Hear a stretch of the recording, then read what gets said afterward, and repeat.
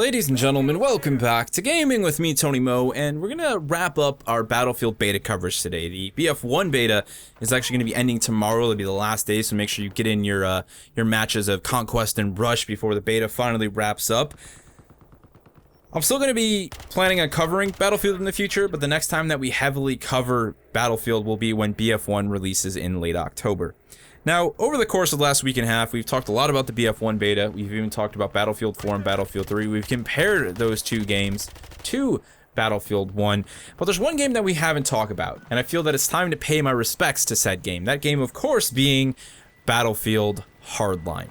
Now, I know it's sort of an ongoing joke on my channel that I brush off the existence of Hardline. I don't acknowledge it when I talk about the Battlefield franchise, and that is absolutely intentional. I'm not going to act like I do it on accident. I do it 100% intentionally, but not for the reason that you might think. It's not because I don't like Hardline, it's actually because I loved what Visceral did with Hardline. I loved how they dared to be different. They broke the mold of the core Battlefield experience. They suffered for it, and ultimately Hardline was a failure because of it, but nonetheless it made me very happy to see a developer have the opportunity to do that within a long-term franchise.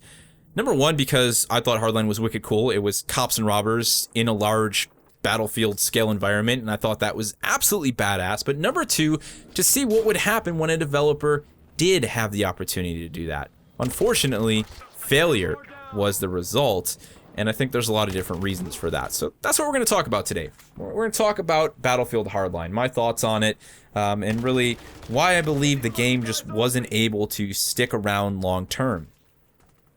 That's really where I think the failure comes from. You know, we could talk all day about how EA turned a profit on it. They did make some money on it. Visceral got paid.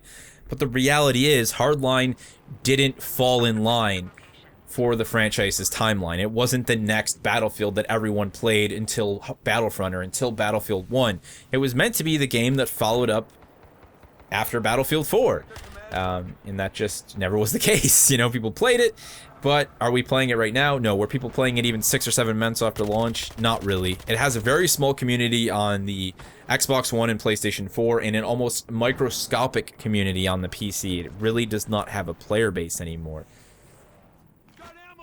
So let's talk about why that is. What happened with Hardline? Now, I think from the business side of things with EA, they looked at Visceral as a studio that they happened to be working with, that had worked on maps for them in the past for the Battlefield franchise.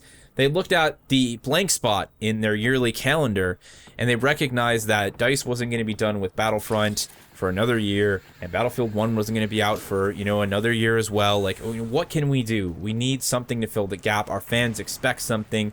We want to give them something, and more importantly, we want to keep that profit wheel turning.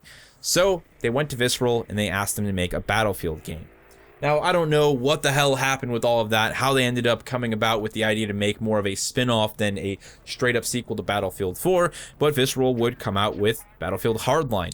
Now, it's completely irrelevant, in my opinion, how EA and Visceral marketed Hardline. I don't care if they told it was a spin-off. I don't care if they told us it was a direct sequel. You know, none of that matters to me, because the psychological, the mental element that has been built into the minds of the consumer with a long-term franchise like Battlefield is that the next game that comes out, the game that releases after Battlefield 4, the game that released after Battlefield 3, that is the game that is going to replace said game. So in this instance, Hardline was releasing after Battlefield 4. A large number of the community members looked to that game to be the replacement for BF4, the next thing they were going to play as the franchise moved forward.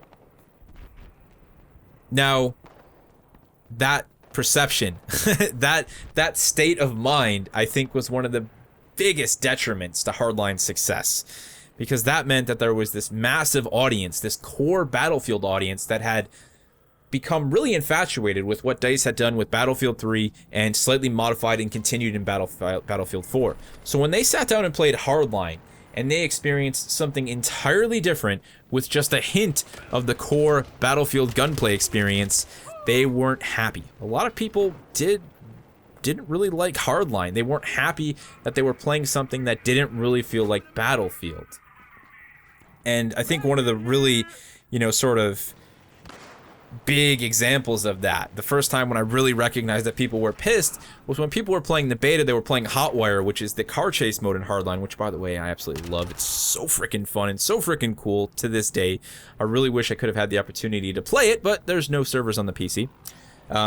People kept yelling about Conquest. You know, people were pretty much saying, if you don't put Conquest in this game, how is it a Battlefield franchise? And I remember so vividly saying, when I talked about Hardline in its beta, how Conquest had no place in Hardline. And unfortunately, Hardline was, you know, the game was left on release day to carry the baggage of Battlefield 4 and Battlefield 3. You know, someone somewhere felt like the game had to have Conquest, otherwise it wouldn't be Battlefield.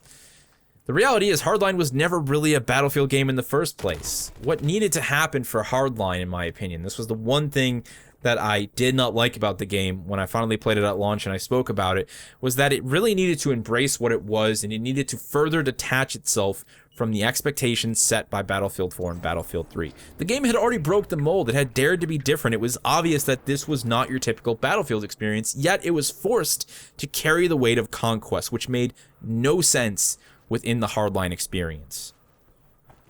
The game got tugged in a lot of different directions, and I feel bad for it, because I think at its core, on paper, and when you actually played it, when you played the heist missions, when you played Blood Money, when you played Hotwire, this was this really incredible, large-scale PvP cops and robbers experience. Like, how cool does that sound? And you know what? It played just as awesome when you actually played those game modes. But the majority of the community just hung on to what they had come to love and know, and they played Conquest, and the game slowly fizzled and died out.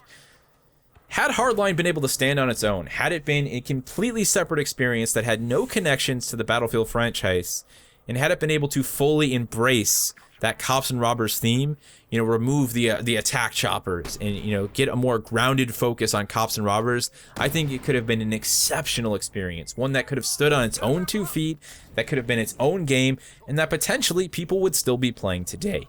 We'll never really know that answer, unfortunately. And to close things up, I have the utmost respect for Visceral for taking on the role of trying to make a different Battlefield experience that had to be exciting and absolutely terrifying all at the same time. It's never easy, I think, to build an experience within a, you know, extended franchise like Battlefield. You have to find a way to please that core audience. And you know what? Hardline pretty much took the concept of pleasing the core audience and threw it out the window and said, we're going to do something different. We're going to do something new. Unfortunately, they were not rewarded for that as much as I wish they would have been. Hardline, ladies and gentlemen, a game that I love, a game that I respect, a developer that I respect, but unfortunately, a game that just released in somewhere it didn't belong. It was like a red sheep born in a house full of white sheep, and you know what? They didn't even put it out with the black sheep. They sent it to the woods to be eaten by the wolves. That was Hardline. Doesn't seem like Battlefield 1 is going to be following the same trend. It does indeed seem like the majority of people are going to be jumping from Battlefield 4 to BF1. There might be some members of the community that stay behind. You know, DICE obviously started supporting Battlefield 4 heavily, coincidentally, after the seemingly unsuccess of Hardline. You know, and much of the community remains inside of Battlefield 4 now, but I do think a lot of people making the jump to BF1. A lot of you guys have told me you would or you wouldn't. Nonetheless, I'd love to hear your thoughts on Hardline. How did you feel about Hardline when you first played it? You know, was it a game to you that didn't make sense, that shouldn't have existed? Or did you recognize that it was simply something very different and you were still able to enjoy what it had to offer? Let me know down in the comment section below. Thank you so much for watching, and I will see you in the next one.